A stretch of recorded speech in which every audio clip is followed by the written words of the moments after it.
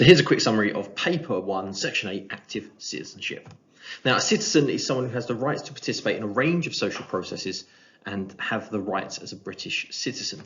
An active citizen is someone who takes their knowledge, their skills, their understanding to participate fully in society and social processes, ultimately with the aim of bringing about change. This can be done in two ways. Formal action, which is joining political parties, participating in votes and elections, or running as an election candidate. Informal action often involves supporting campaigns, participating in protests or demonstrations. Within all of this, we also need to recognise that Britain is a democracy and it's a system of government where citizens have the right to vote, take part in elections and have their say. Now, how can a citizen bring about change? This can be done in a number of ways. They could join pressure groups and help them campaign. They could join a political party with a particular background or viewpoint on how society should work. They can stand for election.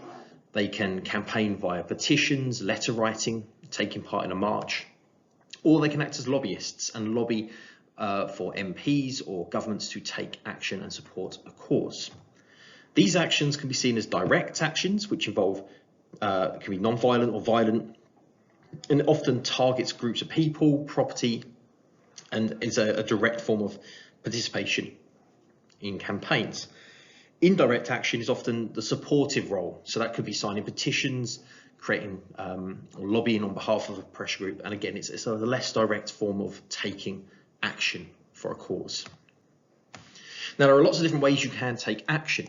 So you can, as I said, lobby, where you try to persuade a politician or some group to take action in support of your agenda.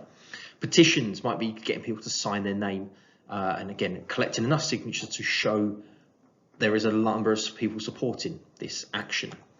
E-petitions are pretty much the same, but they're online, and again they can spread very, very quickly and get names very, very quickly if they go viral. Campaigning is just the process of taking part in an action. Demonstrations would be protests, marches, which again are quite good for showing the support of a group and it's almost like a show of strength. Participation is taking part in something. Leafleting is where you will distribute printed materials or electronic materials to raise awareness.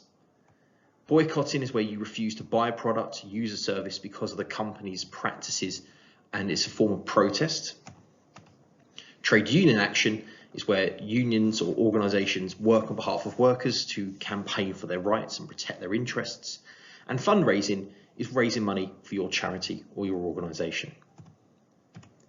Now, a pressure group is a slightly different way of taking action. Now, a pressure group is a group of citizens who join together to bring about change and they believe in a cause. These can be inside groups where they work with those in power and they work within government, so the British Medical Association.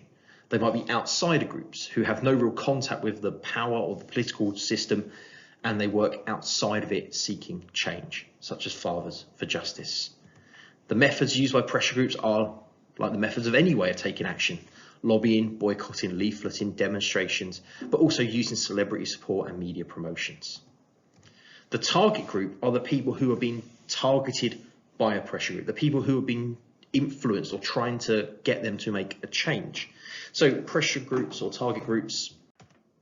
So these target groups can be MPs, councillors, local politicians, any group who might be receptive to your influence and your ideas and be able to make change. Now, what makes a successful campaign? Now, successful campaigns attract a lot of media attention, public attention. They cause people to support and join the cause. It might raise financial support, get media attention. And the methods obviously really key in how much support an action raises. So, for example, the recent Extinction Rebellion, some of the sort of action to disrupt train transport sent the wrong message. It affected the wrong people. People who are using trains are kind of on the right side of causing or reducing global change by using public transport, and they were negatively affected by the campaign. And last but not least, there's obviously some recent examples of successful campaigns. We've had Jamie Oliver with his sugar tax campaign, his healthy school dinners.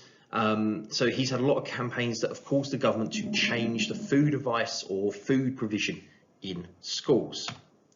Junior doctors also had a successful protest, again disagreeing against the treatment, the hours, and their obviously forcing them to work for sort of quite low pay. So again, this was a successful campaign because they received extra funding for unsociable hours, and it will eventually be removed. So this was another successful campaign.